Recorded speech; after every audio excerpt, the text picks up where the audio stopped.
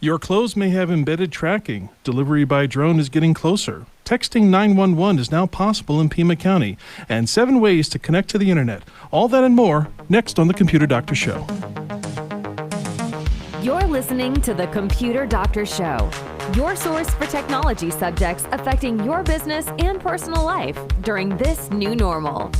Your host is an award-winning office technician and IT specialist, author, tutor, ethical hacker, and recent winner on localbest.com as the best computer shop in Tucson. Broadcasting live, here's Aaron Moss. Hello, Tucson. Welcome to the Computer Doctor Show. I'm Aaron Moss, your host. Good to have you with us every Saturday at 2 p.m. right here on KVOI 1030 The Voice and streaming live on YouTube at the 1030 The Voice YouTube channel. Our open lines, 520-790-2040. Feel free to call in anytime with your comments and questions. We'll try our best to get to your call. On the show today, we're always trying to disable anything that tracks us. You know, we're very, very private people by nature, you know, but anytime we get any idea that anything is tracking us, we try to find a way to turn it off or disable it.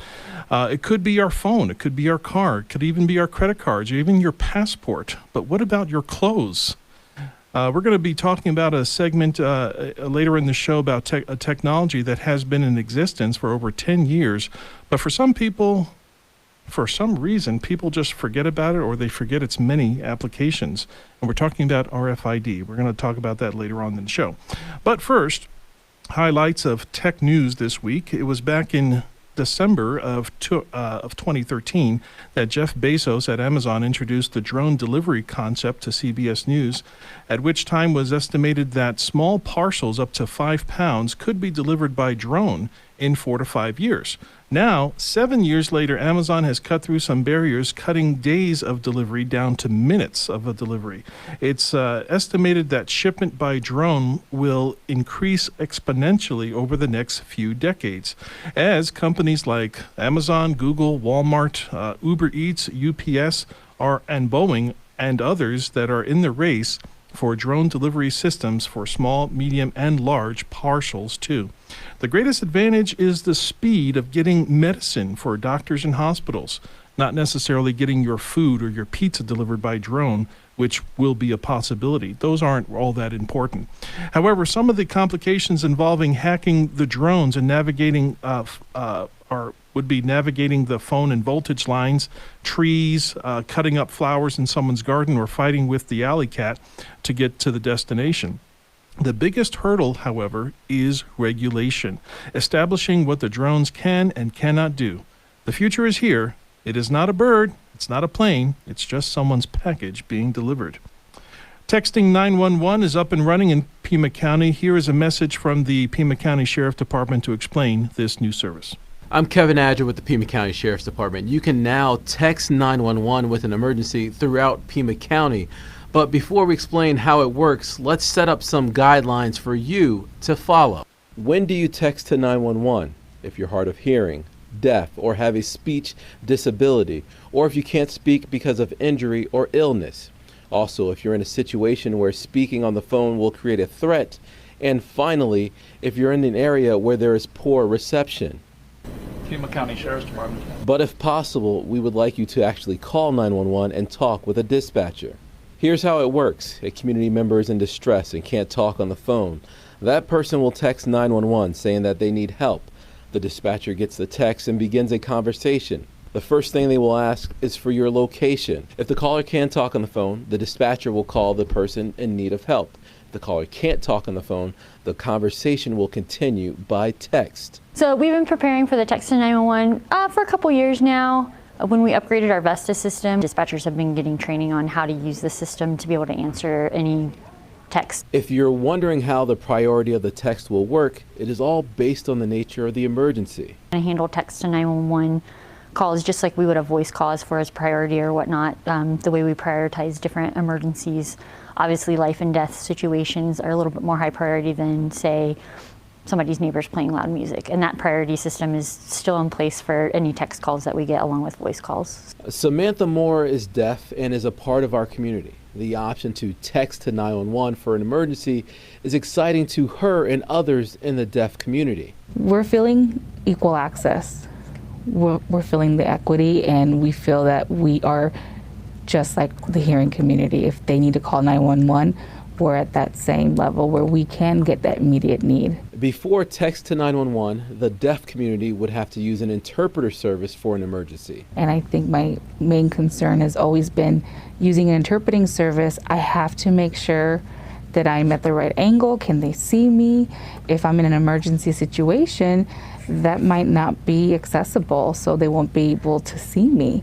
And I think that's a hassle for the deaf community. So to text, that is immediate, and I really think that's important. While Samantha was with us, she wanted to test out the text to 911 system, so we had her use the City of Tucson's communication center.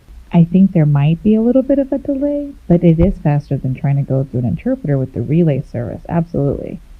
So yeah, I like it. Dispatchers from our emergency response partners from around the county are ready to answer that emergency text, as far south as Green Valley, as far north as Marana, and points in between. Here's some things you need to know. You can't text 911 with a 911 only phone, and those internet messaging services will not work with text to 911. The preferred language for text is English because of limited translation services. Now, on behalf of all the communication centers across Pima County, thank you for watching. I'm Kevin Adger with the Pima County Sheriff's Department.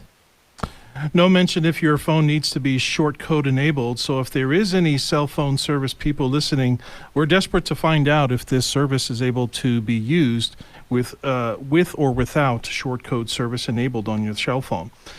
We would like to know if any, if also, here's the other thing. If you are traveling, other counties are taking strides to implementing texting to 911. So if you travel to other counties and you're not sure if texting 911 is possible, just play it safe and make a phone call. For the link to the complete readout of the text to 911 and how it works, send us an email at info@computerdoctorshow.com. Here's a fun hack using a pregnancy tester. A gaming hacker in California took an Equate pregnancy tester and installed a 128 by 32 monochrome screen display with its own controller, and now is able to watch videos and play video games through the window of the pregnancy tester. In his Twitter feed, his name is Foone, Foone, where he shows the progression of the project, and it contains footage of him playing a video game on a pregnancy tester. This shows that almost any item can have hidden technology potential. Last month, actually, we did a part on options to connect online in rural areas of Arizona. Arizona still has about 1 million households that have no internet access for various reasons, financial, infrastructure, and otherwise. And I wanted to speak to the listening ear of those that are struggling to get to an internet connection in their home by going over some of the different ways that you can connect to the internet.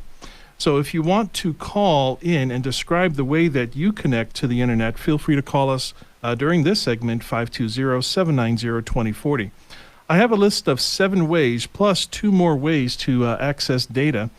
And I have this numbered in order of the fastest and the most reliable. So the number 1 way to connect to your internet from your house is going to be through cable internet, and that's where companies such as Cox and Xfinity use. Also, large corporations use these whenever they have a large bank or a large building or a very large operation that utilizes many different computers and devices. They always opt for the cable internet because it is the fastest that is available right now. So cable internet is always the fastest, and it's usually, and as you'll notice, these internet services, they're priced according to how well they know that they are doing in the marketplace. And cable companies, they know this, so they most likely will have the most expensive price, but it's worth it in the long run because of the reliability and the speed that you get with cable internet. Coming in at number 2 or 3, because we can have different discussions about this one, and that is DSL. that's internet through your phone line. So the same copper that you were using, in your home for decades, probably even before internet even came around, you can actually run internet through the same phone wires that your phone was. But what they do is, on a different wavelength through that wire, they can put a modem so that the signal is split between your phone service and your internet service, and it's all coming in through the same line on different wavelengths. So that type of internet service is considered DSL, and that is available through phone companies, and in Tucson, that's most likely going to be CenturyLink. The number 3 or 2, and the reason why I'm not making any differentiation between the two is because we can argue which one is actually better. But number 3 on my list is satellite internet. Satellite internet can do 25 megabits per second. I think some have even advertised 50 megabits speed. So some of those companies include Hughes Internet and Viasat Internet. And those are the satellites. So basically the hookup there is, the nice thing about it is it can be anywhere where you can see the sky, basically. Any application where you can put a dish or some sort of receiver on the roof of your house, and you can actually connect to the internet that way using this satellite. And it's communicating directly with the satellite links, of the satellites that are up in the sky. So as you can imagine, there's all kinds of interference that can cause. But at best, when it's working at its best, you can get 25 megabit speed, 30 megabit speed, 50 megabit speed, which is plenty for several, at least half a dozen to a dozen devices in your average household.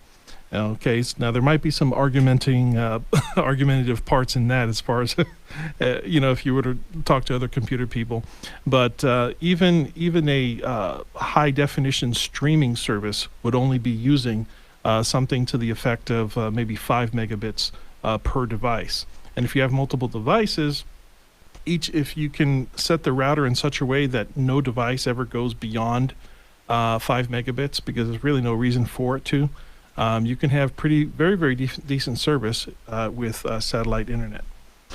The next type would be number 4, and that would be like a radio tower type internet service, and that is with a service called Simply Bits.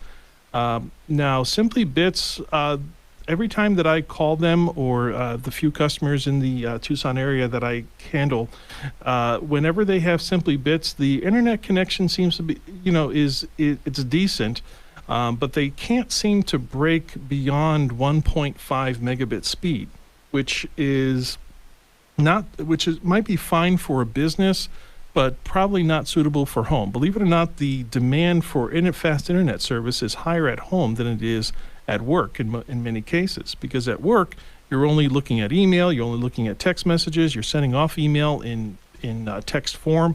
You're not really sending or receiving pictures, videos, for the most part for businesses, unless you're in the creative field for business. So there's more likely that people are going to be streaming things, videos and music at home than they would be at work. So using Simply Bits might be fine, or like a tower internet, radio tower type internet service might be fine for the business environment, but probably not for the home. The next type is number 5, and that is phone tethering. So we actually had a caller come in when we were discussing this last time about how they can use their cell phone for internet for their house, and that is true. So the cell phones today, especially the 4G and the 5G, depending on the make and model of your phone and the services that your provider is able to give to that phone, you might be able to turn on a feature called Hotspot, Personal Internet, or Tethering Service. All those names are pretty much all the same.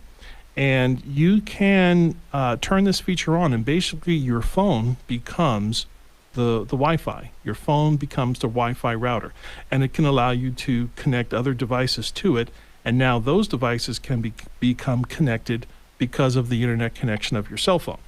So now, as far as the speed and reliability of this types, they can be extremely unstable, and it's not suitable for streaming. So if you're trying to do anything with Zoom, or you're trying to do Netflix, or if you're trying to do anything with video, this would not be a suitable connection, because it's very, very shoddy. At best, you may get very, very shoddy performance, very choppy video performance.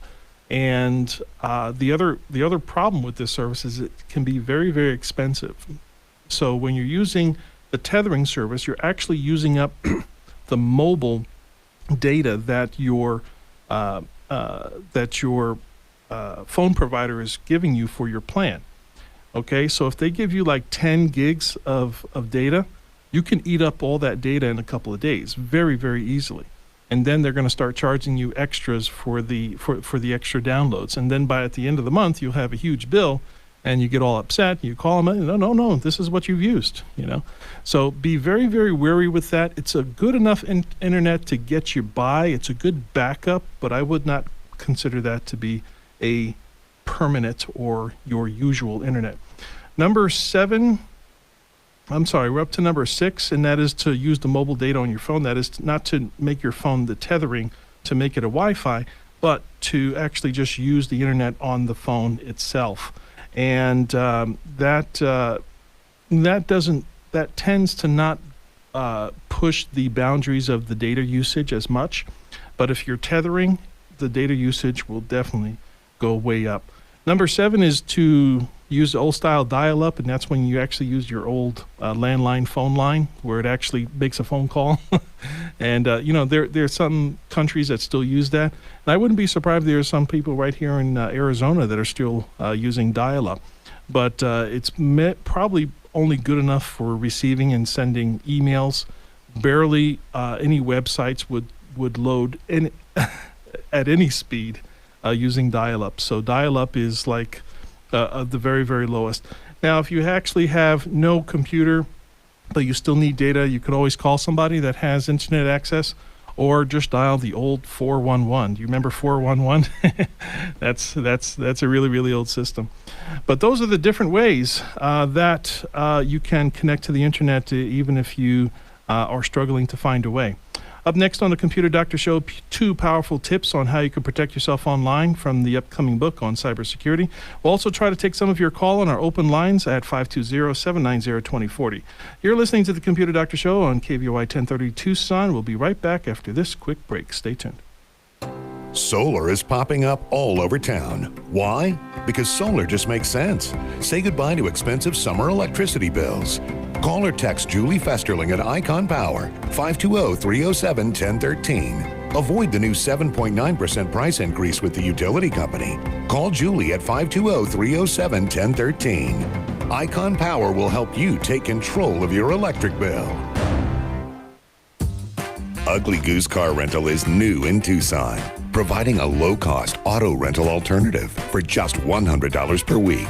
The only catch? The cars are ugly, but very safe and reliable to get you to work, school, shopping, and all your important appointments. To reserve your $100 a week car rental, call Ugly Goose Car Rental at 520-261-0439. Again, 520-261-0439.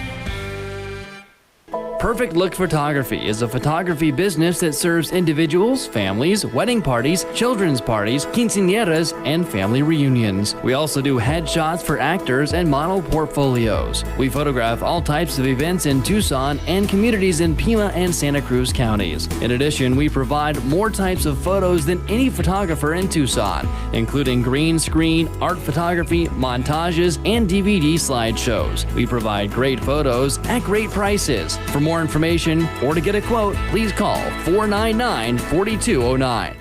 Computer Doctor of Tucson is the best choice in desktop support in Tucson. They fix error messages, power and boot problems, install of software and hardware, and much more. You can come to them, or they can come to you, or even have a remote support session so they can fix your issues over the phone quickly. Give them a call at 261-5508, 261-5508. Visit them on the web at ComputerDoctorTucson.com. Computer Doctor of Tucson, because technology is great when it works.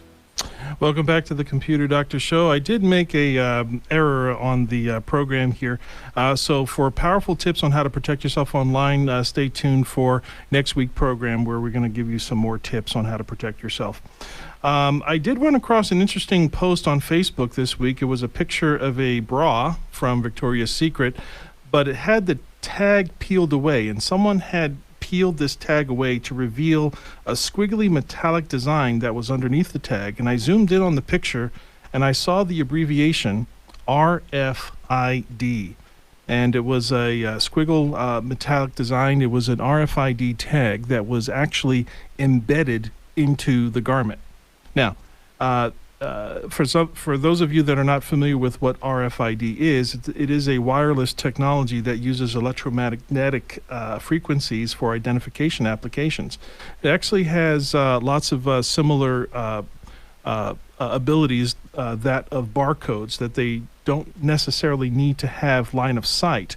So, for example, the barcodes that we see at the grocery store where they beep your products across and then it comes up with the total.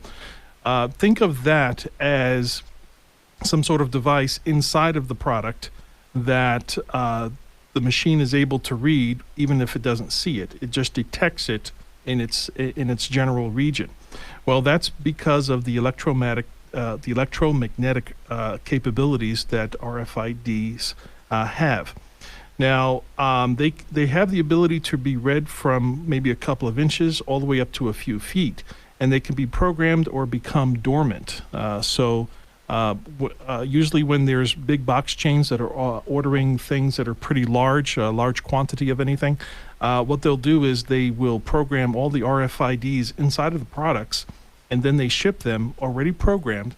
And then when you purchase them, they're supposed to be deactivated. There could also be a second RFID tag put on by the retailer to sound an alarm if you were to leave the store with that product before paying for it. So they have the ability to engage or disengage these technologies inside of the product. But what is interesting is where RFIDs can be found. They can be found inside of credit cards, inside of your phone, inside of passports, key cards, security cards. They can be found inside of medicine bottles, and I was actually pretty surprised to find out that they can actually be embedded in fabric inside of clothes. Now, here's the problem. If people have a real open fear about being traced or tracked, the idea is that if you can embed RFID tags in almost anything that you buy from stores, then is it possible for readers to be embedded in countless areas around the world, feeding information into some centralized tracing system? Well, we don't know. But here's what the potential is. Let's say that you buy a pair of jeans. Okay, I'm not going to say what brand, but there are brands of very well known, and we're not talking about foreign products here. We're talking about stuff that's made right here in the United States. Okay, they can be embedded with RFID tags, and they can be traced by RFID readers that are just placed anywhere. And they're passive. You don't know that this is happening. Okay, you could put on a nice pair of jeans, you paid for them, but you walk out of the mall and you go into a restaurant, there can be RFID readers, just about anywhere in public, and they just know that that pair of jeans that you're wearing just passed this doorway, and that same pair of jeans just walked through this other door. Okay, and they can be all over the country, and they're basically tracking those jeans that you're wearing. You think that you're not being traced, but you are. It's possible. No, I'm not trying to create any kind of things, but this is a technology show. These are the things that we talk about. These RFIDs being embedded in clothes. I was at Tucson Mall with my wife just the other day. We actually saw products that actually had. The salespeople, they were very, very open about it. Yep, here it is. They actually showed us the tags. So just be aware. This is nothing more than just being aware of what is happening. We would like to thank our awesome sponsors, Icon Power, Perfect Look Photography, and Ugly Goose Car Rental. Please do business with them. They are local and help keep this show on the air. My name is Aaron Moss, your host and technology expert. Tom Fairbanks is at the control board. Listen to the Computer Doctor Show every Saturday at 2 p.m. right here on KVOI 1030 The Voice. Stay safe, enjoy the rest of your weekend, and we'll talk to you again next week. We hope you enjoyed this episode of the Computer Doctor Show. If you missed any part of this live broadcast, we post all our episodes online at computerdoctorshow.com. Remember, the world is getting more and more tech, and so should you. To stay current with technology, listen to the Computer Doctor Show each week for local and global tech insights. If you have suggestions for a topic on a future show, send us an email at info@computerdoctorshow.com.